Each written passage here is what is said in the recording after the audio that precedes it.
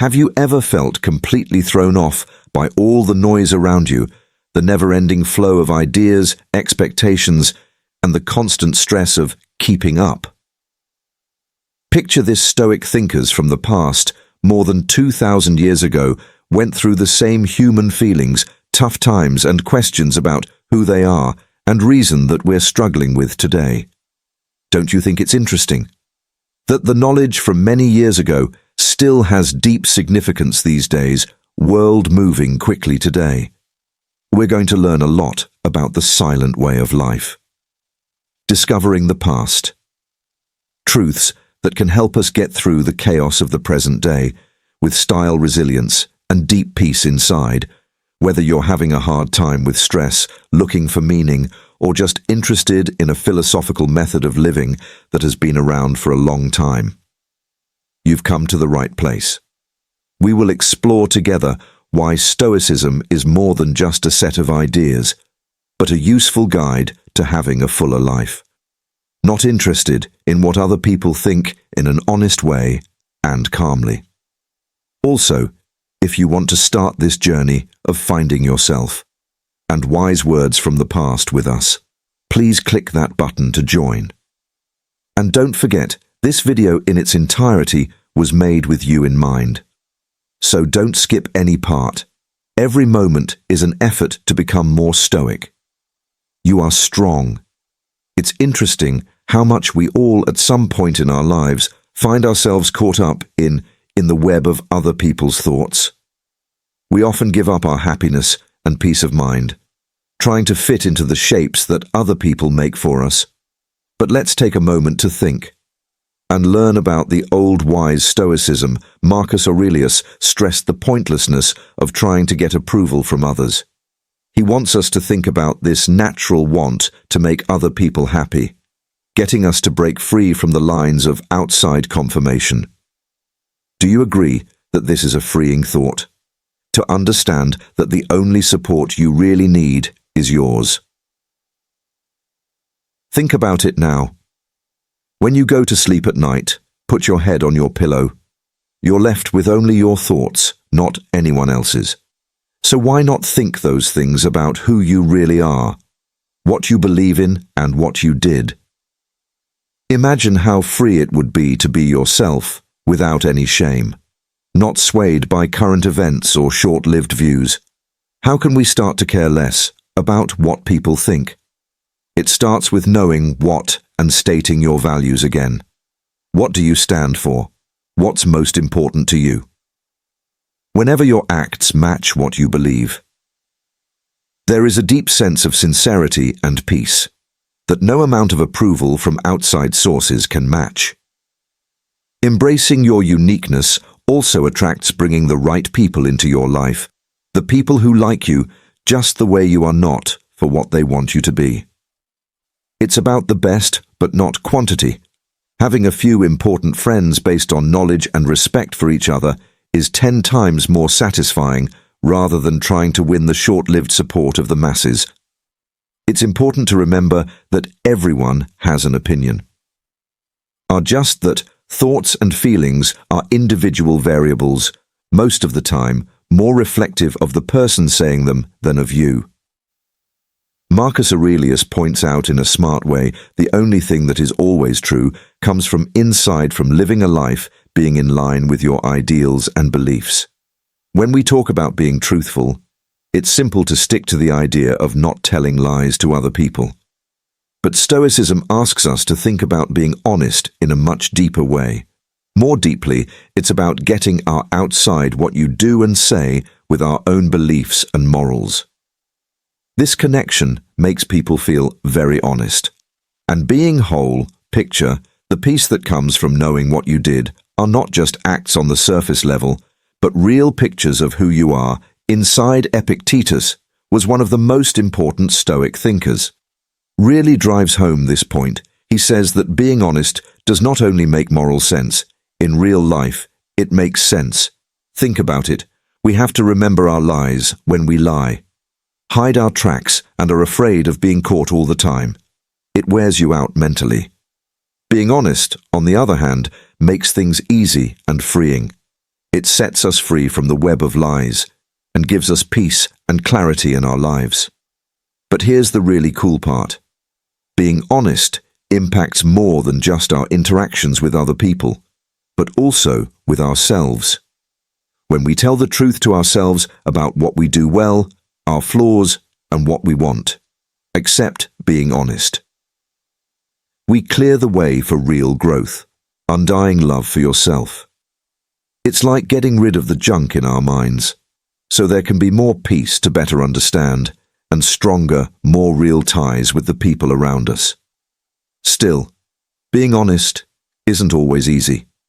It takes bravery and being open. It means we have to admit when we were wrong. Knowing what we did wrong and dealing with what happens because of what we did, but the reward trust and respect and no trouble with the law is worth a huge amount. So how can we make this trait a part of our daily lives? It starts with little steps. Be honest in the way you talk to people. Think about your day. And remember times where you might not have been being totally honest. Why did you do that? How can you do better? Don't forget that it's a trip, and every step toward being honest is a step toward a life with more peace and meaning. We've all felt that pain, that right-away response when what someone says or does, they hurt us very much. Because Seneca had a deep knowledge of how people urges us to see past the surface. He says that when someone does something that makes us feel bad or offended, most of the time, it's not even about us. People act based on what they think, of their problems and their past. It seems like everyone is going through life with a unique set of glasses that changes the way they see everything around them, that includes us now. Think of a time when you lost it. You yelled at someone or did something that wasn't really you. Likely you were taking care of something else.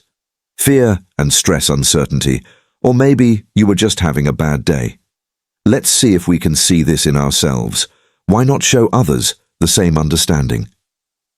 This shift in viewpoint, which Seneca backs up how to show empathy, but it's also about staying alive. When we stop getting upset about little things, we separate ourselves from the pain that isn't required. That comes with believing everything everyone does are about us, putting down a heavy thing. The weight we've been carrying, we can finally breathe, live and move around more easily. But how are we going to do this? How do we stop getting so upset about little things? Even more so when our feelings are already running high. There is a pause at the beginning. When you feel hurt or angry, take a moment to breathe. Take a deep breath. Remember what Seneca said. This might not be about me at all. Taking a moment to pause can stop a chain of events and give you room to pick a more logical answer. It's also about getting stronger and better knowledge. The more we think about what we don't have, the whole picture of what another person is going through, the less likely it is that they will hurt us. Words or acts and hurt when we do. Because it's going to happen, we can use it as a study guide. Reason for our Stoic beliefs. Ask yourself, what does this teach me? How does it help me grow? Following this Stoic way of thinking, we do more than just keep our peace of mind safe, but also let more caring people in. And encounters that matter, we don't act as quickly. To better understand and, in a way, more in tune with humanity in every person we meet. Marcus Aurelius wrote a lot about being patient. He did not just see it as waiting. Don't let things bother you, but as a real participation in the present, no matter what it holds to wait. His turn was like putting on armor to face the challenges of life, changing possible irritation into lessons in patience and calm. Think about it. When you have to wait in line, you can feel free when you accept. You can't go faster than the cars in front of you. It gives you a chance to hear your best music, a book on tape, or just to your own thoughts. The traffic won't change because of this move, but it changes how you feel about it, making a wait that's bothering you into a peaceful moment or even having fun the same way when dealing with a difficult person. Imagine if you didn't get annoyed or angry, but instead responded with, you wait before answering. You take a moment to try to see things from their point of view, to understand that their actions are more about more than anything else, their own problems. Don't take this to mean you are okay with bad behavior. However, you answer it with calm and careful thinking, which tends to ease stress and makes things better. Thanks to everyone, patience in the best Stoic way is about living in the present instead of trying to stop it. It has to do with seeing the weight, what a bother or the problem as a part of the way, not a change from it. Every time you're impatient, you have a chance in order to learn more about Stoicism and to train your mind to be calm. How can we, though? Use this kind of patience in our daily lives. It starts with being aware. Take note of when. Already you can feel your impatience rising. Then stop and take a big breath. Don't forget Marcus Aurelius and all the other people who have had to deal with much tougher tests with grace and patience. Changing your standards is another useful thing to do. Often, things make us impatient, not going the way we planned. But if we tell ourselves that we're not in charge of everything, only what we do about things, we can be more realistic about what we expect and find peace in the way life works out. No matter what happens, see every test you do on a subject as a chance, not a trouble. Getting stronger over time, like a muscle. You can take on more cases. Every time you pick it over being mad or frustrated, and the benefits are huge. A better mood, less stress. They have a reputation for being calm to think about even when things are tough. Epictetus knew a fine deal about trouble and honesty. He did more than just teach Stoicism in school. He lived it every day. He told his students to do the same thing, to live by your philosophy. It's about making your life better, showing what you believe in, letting what you do talk louder than what you say. Think about the spread effect you could make by doing what you believe in when you are kind, even when things are tough. People pay attention. It might make them want to be kind back. When you show that you are honest, not giving in to pressure to follow your ideals. It tells people around you how to act. And when you deal with problems with strength, keeping your cool and staying calm, it can be a lighthouse of hope for other people who are having a hard time. But how are we going to do this? How can we show others how to do things? The first step is to look at yourself. Take a moment to think about the things that are really important to you. Do you want to live your life by certain rules? As soon as you understand these, develop your patience. Try to act in a way that fits with your ideals. Every day, you have to make choices that you are sure of, that show what you believe in and who you are. Of course, no one is perfect. We all have times when we feel weak. We made mistakes in judgment. But setting a good example isn't about being perfect. It's about aiming for, about really trying to live following your goals. Even if it's tough and if you mess up, accepting your flaws is important. Taking notes from them and moving forward with even more determination. Another important part of setting a good example that is consistent. You have to do more than just the right thing, when it's simple or other people are looking. Being true to your ideals is important. How you feel when you're alone or in the spotlight. This level of reliability builds trust and respect, and that's what really sets an example for others. Allow us to learn from Epictetus and try to be live examples of what we believe, whether it's kindness, honesty, and strength, or any other good thing. Let's make it real by what we do. Remember that you can move people. To have effect and to make a difference for the better, look at the world around you. Be the change you want to see in the world, and see how your case can show other people the way it looks like everywhere we look. Internet sites, news sources, even the things we do every day. There is a lot of bad news. Dislike, and yes, the haters, it can get old fast, but they don't have to tell you how to be happy. Marcus Aurelius wrote a lot about keeping one thing. Inner peace in the middle of chaos outside the inner citadel was what he spoke of. A fort that is being used that no outside bad things can get through, unless we let it happen. This idea gives you a lot of power. Think about it.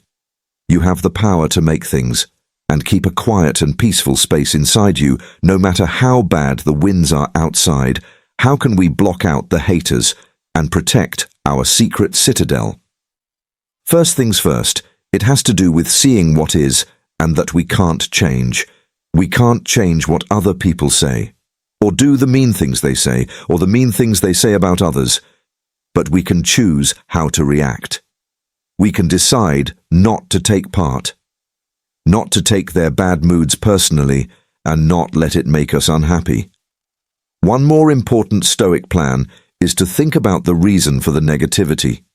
Those who lash out are having trouble with their own problems, worries, or pain. Understanding this doesn't make what they did okay. It can help us be compassionate, though. Instead of anger or defense, it lets us see their bad mood as their responsibility. Mindfulness practice is not ours, is also a very useful tool for keeping our own secret fortress. When faced with bad things, stop and breathe for a moment. During this bad time, remember yourself that is just that, a moment. It will be over. It doesn't have to color your day or your mood. By being present and rooted, you can keep your peace of mind. Also, putting positive things around you can help. Share information that makes you feel good, connect with people who can help you, and fill your space with things that make you feel good. Remember, happiness and peace. You have the power to put together your own life story. Pick happiness, and let the bad things go by. When you tune out the haters, know that. Set a good example. Not about putting up walls or leaving things alone. It's about picking where to put your energy. And care, it's about keeping your peace and power inside, so you can handle problems with poise and strength. Stoicism may seem to be all about being smart, but love has a big spot too. Seneca says that love isn't just how you feel, you do it. This is alive. You fill the world with your lively energy, and it looks like a beautiful boomerang. The more love you give, the more it keeps coming back to you, often from places you wouldn't expect. But what does it mean to love a lot? In a steely way, it's about how you handle every encounter, everyone with kindness and goodwill. It's seeing the good in everyone, even the ones that are hard to deal with. It means hoping the best for other people, wanting their happiness and health for real.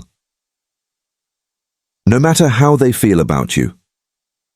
This isn't always simple, especially when they are being mean or hostile, but it's a strong position that can change things. Not just your own life, but also the people around you. Being full of love also means being able to forgive. And understanding every person we meet is going through their own battle, taking on their own weight by picking kindness and love. They have less to carry, and we do too. We get to know each other better. Realizing that we are all human, Stoicism also teaches us that love includes more than just our ties with other people. The goal is to grow having a good relationship with life, willing to accept all of its twists and turns. It means taking pleasure in little things, taking in the beauty around us, and taking part in the world in a useful way, the right way. So how can we grow this loving, a calm way of living? Start out small. Say something nice to someone you don't know. Thank the people you care about. Be thankful every day. Think about what you did and what you wanted to do. Check to see if they come from love and kindness. And when you come across rude or negative people, try to answer with kindness and understanding. Don't forget that being loving doesn't mean you're naive, or forgetting how bad things really are in the world. It's about how you choose to deal with those facts, with love instead of anger or fear. This is a strong choice that can bring real happiness and linking up. How often do we find ourselves scrolling through Facebook and Instagram, seeing someone else's highlighters? We don't feel like we're good enough, but here's a calm solution to this widespread problem. Pay attention to your own way, your own growth, and the things you've done with their deep knowledge. The Stoics show us that the only similarity that makes sense is with what we were yesterday, not today, with someone else. This thought gives me so much freedom. If you think about it, imagine breaking out of the never-ending loop, to keep an eye on someone getting stressed out over what other people are doing and feeling not good enough. The Stoics give us a different point of view. Your journey is all yours, each with its own hard times. Happy times and lessons, I accept this, by you respect your own unique path and make yourself feel good about yourself. That doesn't depend on confirmation from outside sources. But how are we going to do this? Turn off the bad stuff more so in a world that makes us want to compare and fight all the time. First, we need to be aware of when we're comparing these two things. Feel that twinge of jealousy or self-doubt when you see how happy or successful someone else is. Take note of it and then remember yourself slowly. My path is different. That's fine. Next, actively celebrate what you've done well. No matter how little they look. Did you take on a tough job at work? Did you help a stranger? Did you take care of yourself? All of these are wins that should be celebrated. By being proud of your progress, you make it clear that your journey is real and worth it. Another strong way to be stoic, thinking about how you've grown as a person. Take a moment to remember where you were a year ago, 5 years ago, or even 10 years ago. Take note of the progress you've made, the problems you've solved, and what you've learned. This thought does more than just make you feel better about your own self-worth, but it also makes you appreciate your unique trip. And don't forget, Socrates didn't just write about accomplishments in life, about getting ahead in their job or getting more money. They put value on wisdom, virtue of toughness, and peace of mind. So when you check your progress, think about these more useful ways to measure growth. Are you able to wait your turn more often now? Better at caring, more durable. These are the kinds of accomplishments that really show how much you've grown as a person in the chaos of our daily lives. It is very simple to get lost in the minutiae. The long lists of things to do and the unwavering pursuit of our own goals to be stern, with its deep understanding of the human situation, helps us remember what's really important. The bonds we have with the people we care about. Stoicism might look like it's all about being strict with yourself. Accept love in your actions. And strength, but at its core, it cares a lot about community, family, and friends. What the Stoics knew was our time here on earth is short, that every moment we spend with our loved ones is valuable and not to be taken for granted. They remind us to be in the present, to enjoy the present moment, and to value the people who make our lives a little better. But how are we going to do this? Most of the time, when we get sidetracked by other things, it starts with being aware. While being aware of, try to be present with our loved ones when we're with them. That you really pay attention when they talk. Taking part with them, fully letting them know, show them that they matter to us by what we do. Another important part is showing thanks. It's about giving our loved ones what they need. Please know that we value them, and not just in big ways, but in everyday life. Little things that really make our relationships unique. A simple thank you, conclusion, and thoughts. A note to say thanks or a nice word can mean a lot. It shows that you value the other person, and how they make our lives better. And then there's showing love, which there are many ways to do, customized for each person and each relationship. It could be spending time with each other, providing help during tough times, or talking about likes and wins. Love, in the stern way, is busy and active. It's about being there for people, being there for the important times. Spending time with our loved ones may be the most important part in our busy lives.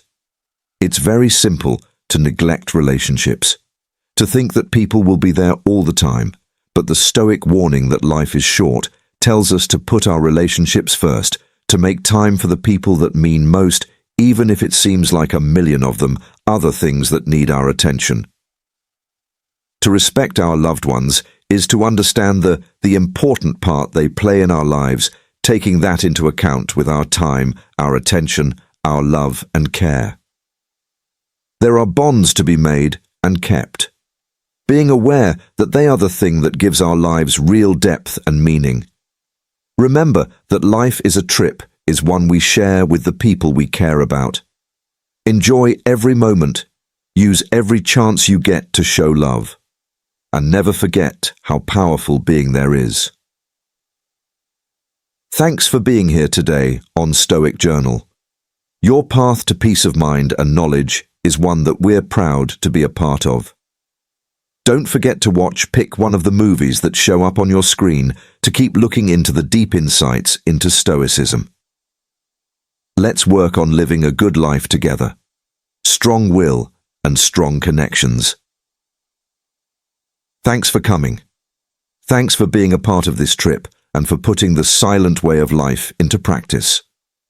As we come to the end of this part of our trip together, remember how smart the Stoics were. Isn't just old writing, it's a living, how to breathe, for figuring out how to live in this complicated world. By following their teachings, you choose a way to grow. Toughness and deep inner peace. Thanks for being here at Stoic Journal today, for taking this step toward being more aware and a useful life. Your participation and being here are what make this trip worth it, so valuable and helpful.